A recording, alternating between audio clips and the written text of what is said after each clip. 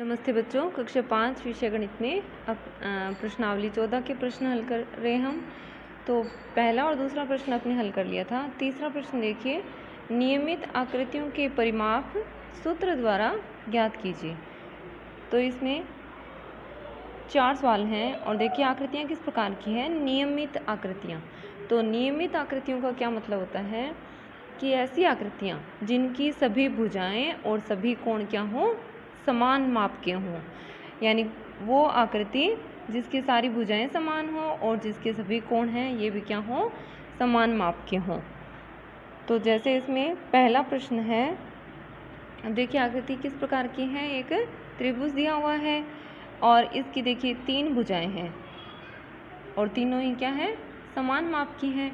तो ये किस प्रकार का त्रिभुज है, ये एक समबाहु त्रिभुज है।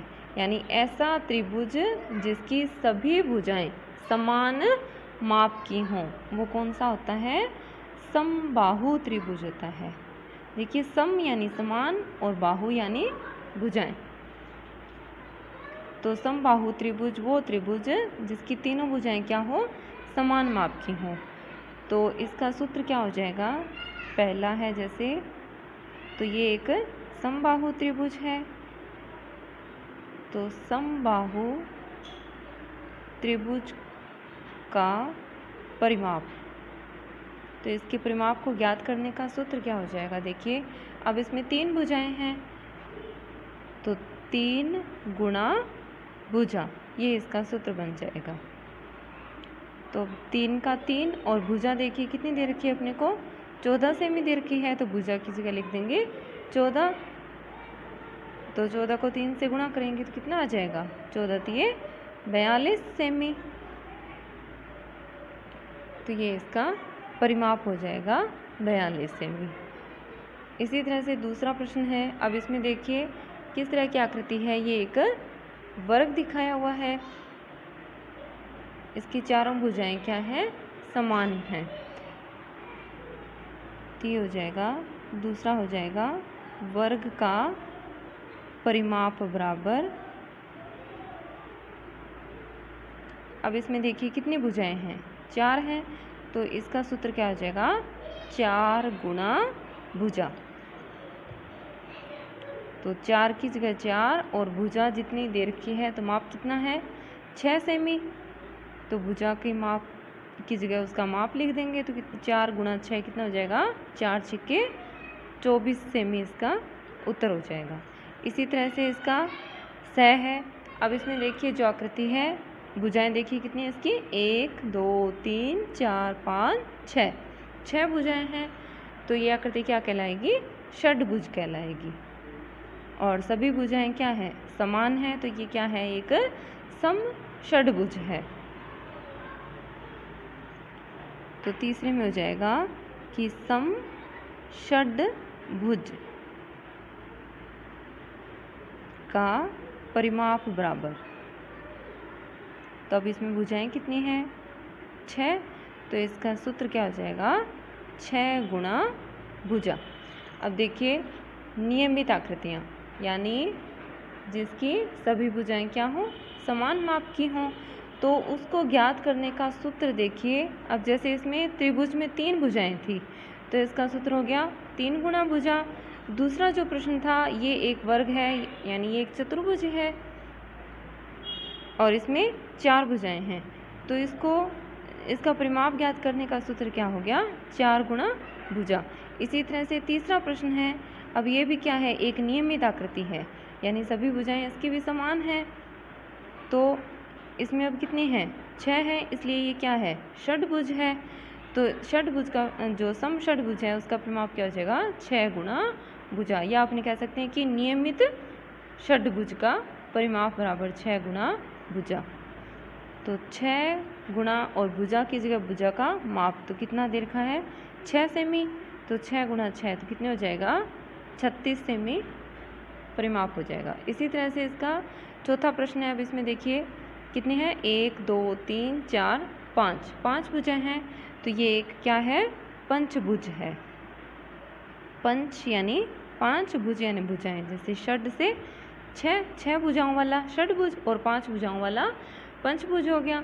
और चूँकि इसकी सारी भुजाएं क्या है, समान है, यानी एक नियमित आकृति है, तो ये या कह सकते हैं अपने कि ये समपंचभुज है, समान 5 भुजाओं वाला है ये।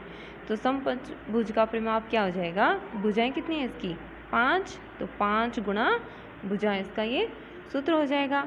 तो भुजा की जगह कितना लिख देंगे 9 और 5 नियम कितना हो जाएगा 45 सेमी। तो कोई भी नियमित आकृति हो उसके परिमाप को ज्ञात करने का सूत्र कैसे होगा, जितनी उसकी भुजाएं हैं। जैसे इसमें 3 है तो इसका हो गया 3 गुणा भुजा, इसमें 4 है तो इसका सूत्र हो गया 4 गुणा भुजा, इसमें 6 भुजाएं हैं तो इसका सूत्र हो गया 6 गुणा भुजा, इसमें 5 है तो इसका हो गया 5 गुणा भुजा। आगे इसका चौथा प्रश्न देखिए कि विजय ने एक आयत बनाया है, आप इसका परिमाप और क्षेत्रफल ज्ञात कीजिए।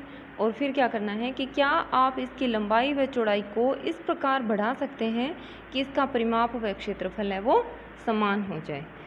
तो देखिए यहाँ पर एक ग्रिड पेपर पर यानी एक वर्गाकार जो कागज़ है इस पर एक आयत बनाया हुआ है, हमें इसका परिमाप और क्षेत्रफल ज्ञात करना है। तो परिमाप भी आप जानते हैं क्या होता है, यानी इसकी सारी भुजाओं का योग है, ये क्या है परिमाप है, चारों ओर का माप है जो। तो ये कितना हो जाएगा 5, 5 10, 10 और 3 13, 13 और 3 16 सेमी हो गया। अगर अपने सीधा देखें इसका बिना सूत्र के तो परिमाप अपने निकाला तो कितना आ गया 16 सेमी आ गया। इसी तरह से इसका अपने क्षेत्रफल देखते हैं। तो क्षेत्रफल क्या होता है, इस आकृति ने इस कागज़ पर जितनी जगह घेरी है ये इसका क्या होगा क्षेत्रफल होगा।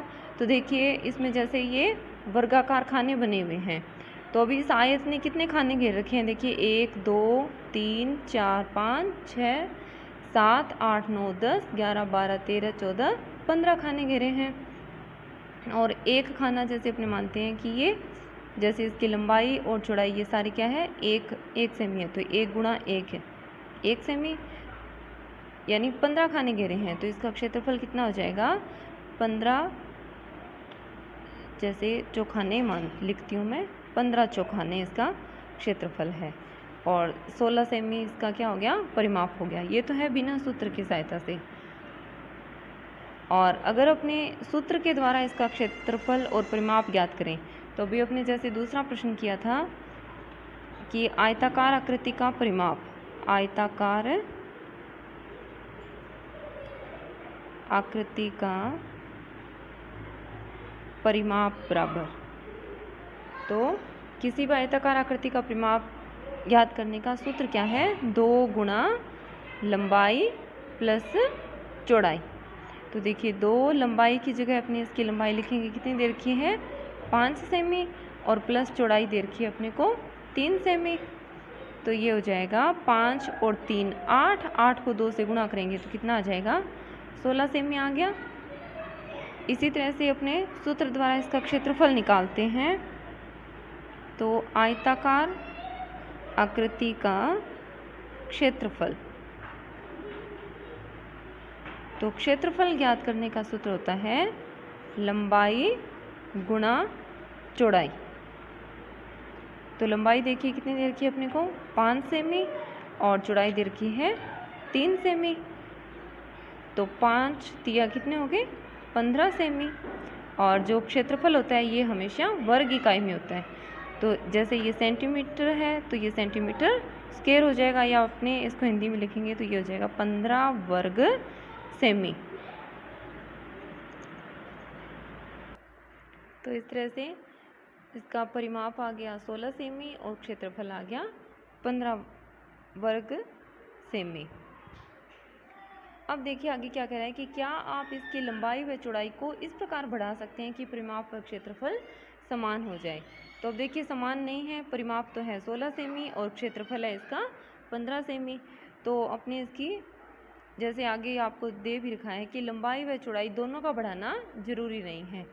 यानी जैसे ये 5 सेमी है तो इसको 6 लें, तो इसको 3 से आगे इसको बढ़ाना ज़रूरी नहीं है, दोनों में से एक को बढ़ाना है।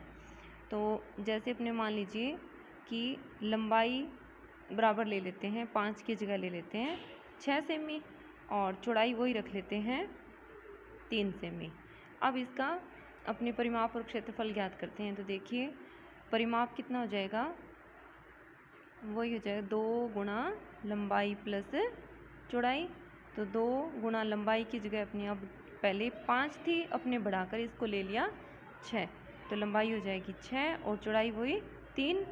तो देखिए 6 और 3 कितने हो गए 9, और 9 को 2 से गुणा करेंगे तो कितना आ जाएगा 18 सेमी आ जाएगा। इसी तरह से इसका क्षेत्रफल ज्ञात करते हैं। तो क्षेत्रफल बराबर सूत्र क्या हो जाएगा, लंबाई गुणा चौड़ाई। तो लंबाई की जगह 6 सेमी और चौड़ाई कितनी है 3, तो 6 तिये 18 सेंटीमीटर स्क्वायर। तो अब देखिए दोनों ये जो परिमाप और क्षेत्रफल है ये दोनों समान होंगे। तो आप इस वीडियो को ध्यान से देखेंगे और इन प्रश्नों को हल करेंगे। बाकी के प्रश्न अपने अगली वीडियो में करेंगे। धन्यवाद।